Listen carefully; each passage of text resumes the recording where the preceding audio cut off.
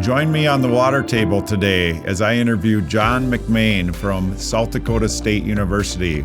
We're talking water quality and water quantity and how he has been involved through South Dakota State and transforming drainage.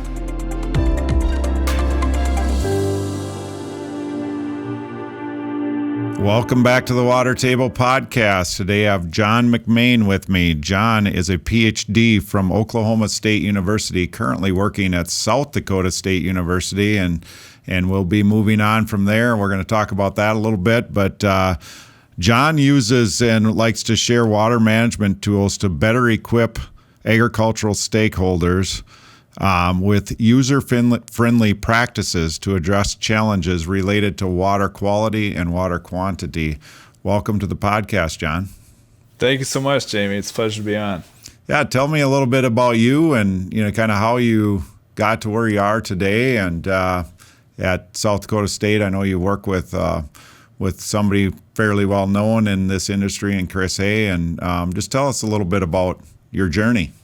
Yeah, absolutely. So I'm from Kentucky originally. I don't have a huge accent, but it may come out every once in a while. So did my undergrad and master's at the University of Kentucky in biosystems and ag engineering. Oklahoma State for PhD, as you mentioned in the intro, for, again, biosystems and ag engineering. And within both of those experiences, and particularly my PhD, I had a lot of experience in extension. And for those listeners that don't know what extension is, it's essentially the outreach arm of all the land-grant universities. And so basically my role as a PhD student and now at South Dakota State is to take the research, the knowledge that we gain at the university, and make sure that can be applied by anyone that needs it across the state or the region.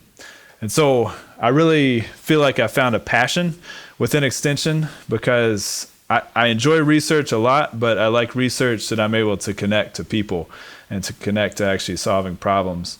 And so whenever I was finishing up my PhD at Oklahoma State, this position opened at South Dakota State, and the appointments, or what I would be doing, was 80% extension, 20% research.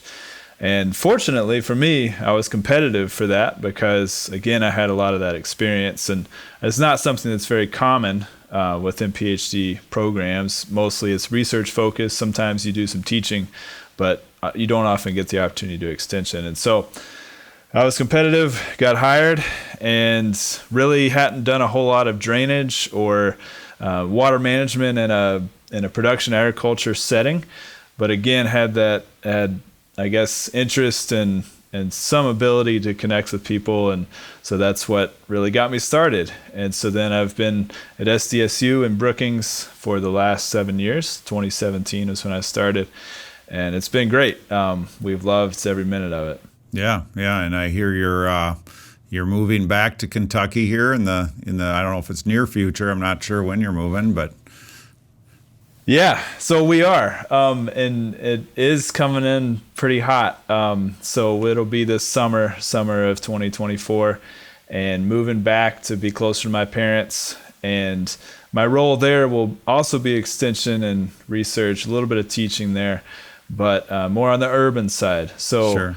And I've talked to a lot of my colleagues, and I've talked about how much I'm going to miss the ag drainage community, and they say, well, just enlarge that community, right? I mean, because a lot of the practices and the principles that I've learned and applied in ag drainage, they're applicable for stormwater and stormwater management. Yeah. I actually was going to ask that question around, how can you bring what you've learned in really the upper Midwest agricultural arena and around subsurface drainage and the practices that you guys are teaching. How can you bring that to Kentucky? And so maybe speak a little bit more about that. Is there going to be any opportunity to work in agriculture, or will it just be more on the storm sewer? But both questions, and how are you going to be able to implement that? Yeah, that's a great question, and it's probably to be determined to some extent, because I didn't know what I was going to get into here in South Dakota, and just whatever gets funded, that's what you end up doing. But yeah, so from the practices perspective, it's encouraging to me that really all the things that I learned in my master's and PhD, which was more related to the urban stormwater side. All of that, I've taken the kind of the foundational knowledge and applied that in ag drainage. And then as I look forward, things like a bioreactor, wood chip bioreactor, which is pretty common tile drainage, edge of field practice, really all the mechanisms that we use to reduce nitrate with a wood chip bioreactor, that's the same as, say, a bioretention cell with an upturned elbow. And just to go quickly through those two practices, wood chip bioreactor, it's a trench filled with wood chips.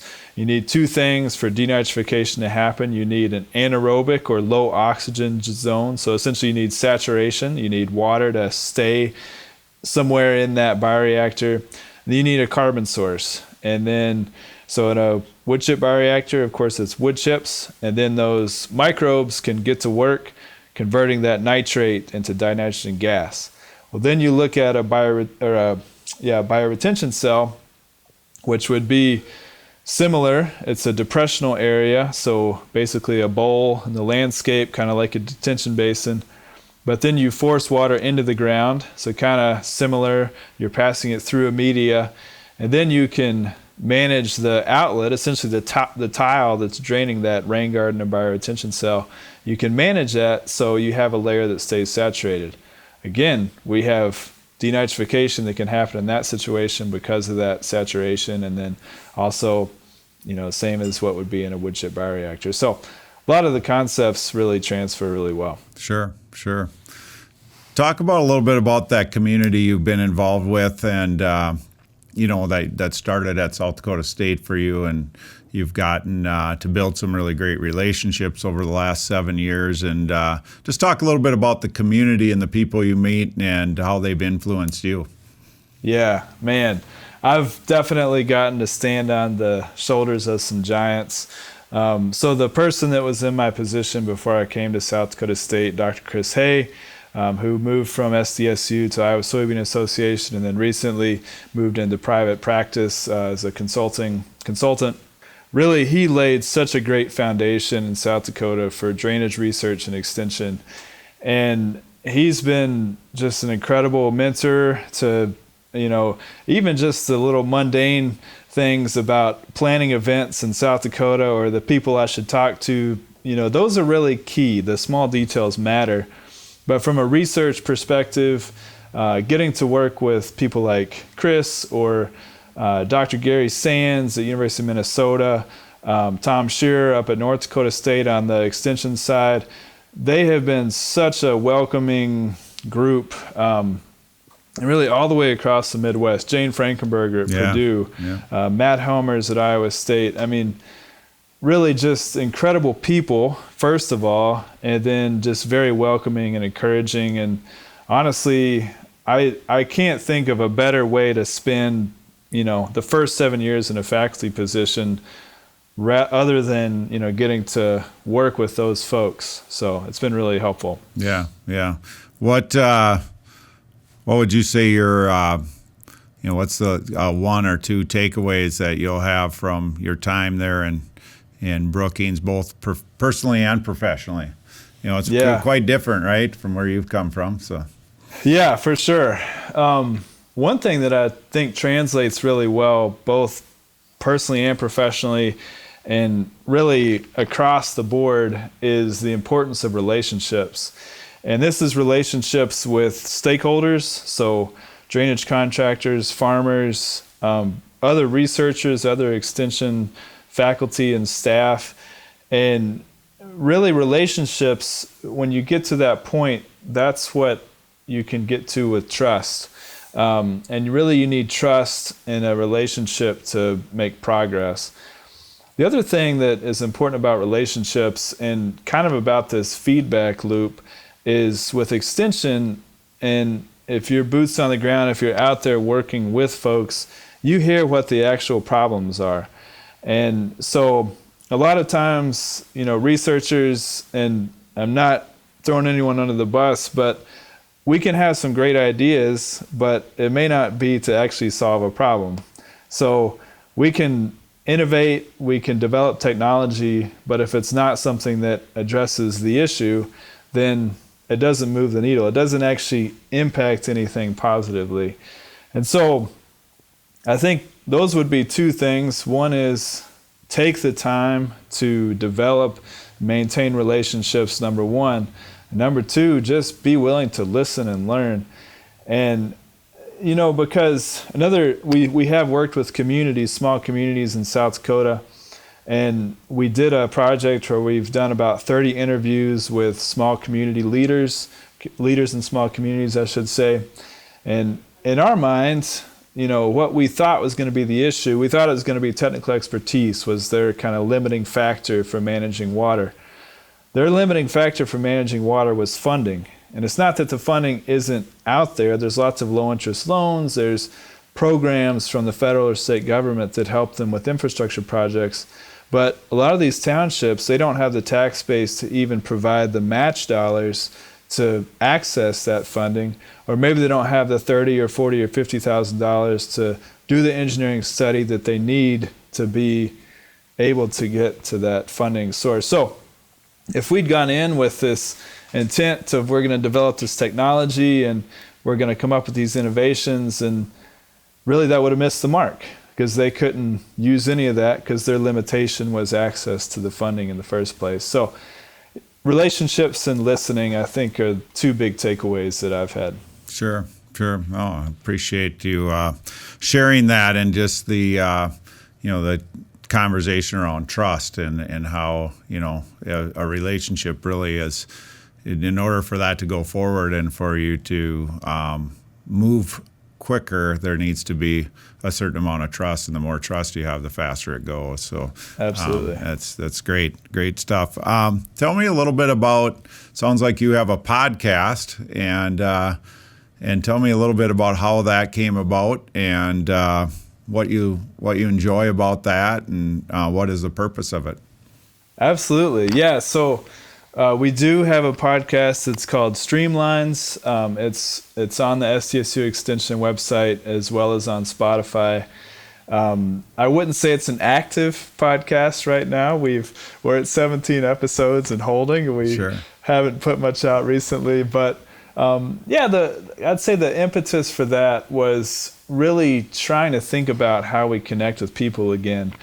And the traditional extension model would be, your standard field days, fact sheets, maybe some blog type articles, and those all have a place and they're all good in their place, but you're not going to read a fact sheet while you're harvesting corn.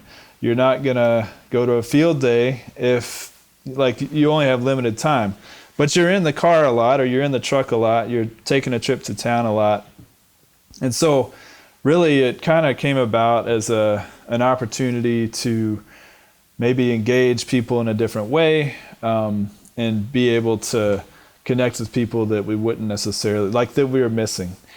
And so what I've enjoyed about that, and the format that we do, is we do some interviews ahead of time, take sound bites from those interviews, and then my colleague and friend Anthony Bly, he's a SDSU Soils field specialist for SDSU Extension. He and I will discuss those interviews in essence. And the really cool thing is kind of going back to being able to stand on the shoulders of giants. I've gotten to talk with just some incredible people, which I'm sure you feel the same way, Jamie. It's so awesome when people come on and just blow your mind, about different topics and research they're working on. So it's been really fun. Yeah. We're actually, the day we're recording this today, we've released our 100th episode. So this one will be around 103, 104, somewhere in there. And that's awesome. Yeah, but what's been the reason I say that isn't to brag. It's because of the same thing. It's been really enjoyable, way more enjoyable than I anticipated it to be. It was more like, this is a good thing to do, and then finding out that it's a good thing to do and you also enjoy it, and it gets you to connect to more people and build relationships and then provide education. Because the cool thing about podcasts is it's, they sit there and you can come back to them over time on, it's a nice library of information for education. So I feel the same way. And I'm glad I asked the question because it's been neat here, and I'll definitely. I have not listened to all. Full disclosure, I haven't listened to the Streamline, but I certainly will. So happy awesome. to do so. Do you plan on starting that up back in Kentucky, or? I hope so. Yeah. So my former master's advisor, she started a podcast with someone else in Kentucky, KYH2O, and they covered just different topics related to water, connected to water in Kentucky. So things like karst topography, so how cave systems develop and within limestone, and just really interesting topics. Bourbon, of course, is really big in Kentucky, and so talking about the connection between water quality and the bourbon industry. So there is somewhat of a precedent, and it's something that I really enjoy. I think the biggest thing will be making sure I prioritize my time appropriately, because they do take a lot of time too. Yeah, for sure. Now, way off the subject, but you're going to Kentucky, and are you going to have a positive influence on that Kentucky basketball program? Because it seemed like they took a step backwards here. Yeah, that's a really good question, and it's been a whirlwind the last few days and weeks. I think I kind of thought of some corollaries between Mark Pope going back to Kentucky and me going back to Kentucky. He's an alum of the university and was in a position that he really enjoyed and appreciated and that embraced the community, and but now he's going back, and so I kind of feel some corollaries there, and hopefully it works out good for both of us. We'll see. Yeah. Well, you're leaving a pretty good program there right now in football and both men's and women's basketball, right? So. Absolutely. Yeah. So that's been fun for you over time there too. So John, thanks for joining me. I just anything that you would like to add to the water table? You got any other thoughts on water quality, water quantity? Yeah. So maybe one thing that I'll bring up, and it's fresh on my mind. I did a colloquium yesterday for the social science department here at SDSU.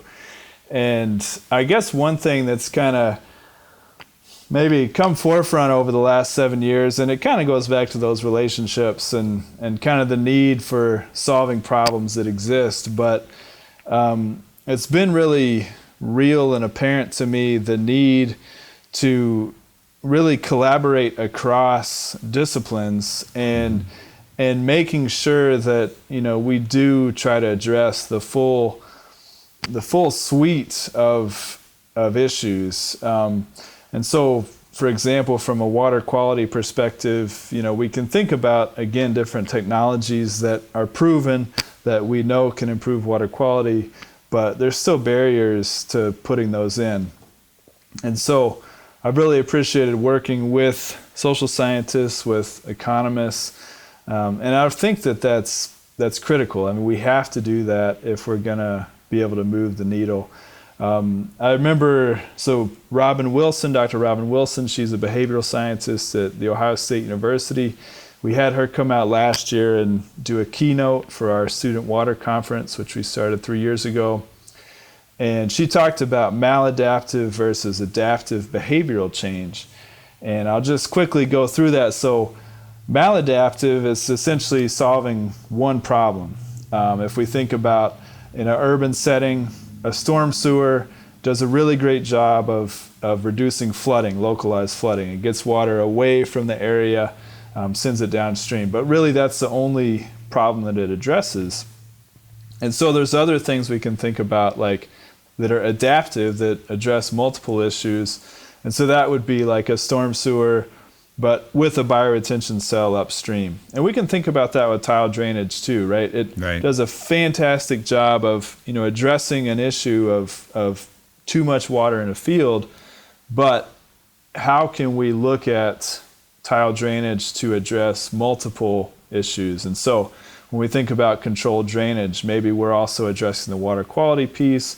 Maybe we're also holding a reservoir for maybe a little bit of extra water in the summer, drainage water recycling, something similar to that. So I guess that's one thing that's fresh on my mind that I wanted to bring up, that number one, acknowledging that there are many barriers and every situation is unique, and we have to address those social barriers or the behavioral change aspect in addition to just the technology. And then number two, how can we make technology do more for us to be able to achieve multiple objectives within that? But Sure. Cool. Well, I appreciate, your thinking about that, your involvement in that, and it's going to be really interesting for us to continue to stay connected, and for you to see where you can take this and take some of the knowledge and experience you've gained in agriculture and apply that a little bit more on the commercial storm sewer side of the equation, as there is so many opportunities and so many things to solve in both areas, and that collaboration, working together, finding ways to use information from one area into a completely different area. I think it's really going to be beneficial to have somebody like you looking into that, because so many others just don't have the exposure on the agricultural side. So sure. Thanks for that. Yeah. No, I appreciate that sentiment, and hopefully, I can kind of connect some of those dots. Yeah. So, a fun fact that I heard about you the other day was that you like to end certain meetings, in-person meetings, with transforming drainage, and some of your colleagues with a wrap of kind of what you learned during that time. So if you're open to it, I think the Water Table would like to hear our first live wrap here. Yeah, right on. Yeah. So I'll do one that, so a little bit more background on this. So that Conservation Drainage Network group, the Transforming Drainage group, again, I mean, kind of a testament to how welcoming they are. Maybe 3 years ago, I had a presentation at that meeting. So there's 100 people in the room, and one of my hobbies, I kind of like to put words together that rhyme, and it's kind of fun. But I said, let's start this off with let's do the introduction as a wrap, see what happens. And I didn't really know what to expect. Yeah. No one in the room knew what to expect, and so, but it was great. It was fun, and so since then I've kind of carried on that tradition and done it some in SDSU, and definitely have kept doing it at the Conservation Drainage Network annual meeting. So Sure. The one I'll do right now is the first one I did at that Conservation Drainage Network meeting a couple years ago. So the situation that we're facing is eutrophication, high nitrate concentration in the Mississippi and Atchafalaya River Basin. Eutrophication is a combination of concentration and flow to the Gulf of Mexico. Our contribution is low. You see SD, top of the watershed. Our contribution is not that red. We want to keep it that way, keep our contribution at bay, so we can say we came to play in this ballet to mitigate the Gulf's decay. Wow. Very, very good. I got the whole team back here, and they're getting out their gold chains and they're going after it back there. But anyway, that was awesome. Thank you. I didn't know what to expect, and I'm glad I asked. So I'm there you glad go. I asked. Yeah. So thanks for being the first on the Water Table to wrap for us. And yes, no, it's John, fun. appreciate the time. Good luck to you here in the future as you move with to another opportunity with your family, and let's stay in touch. Sounds good.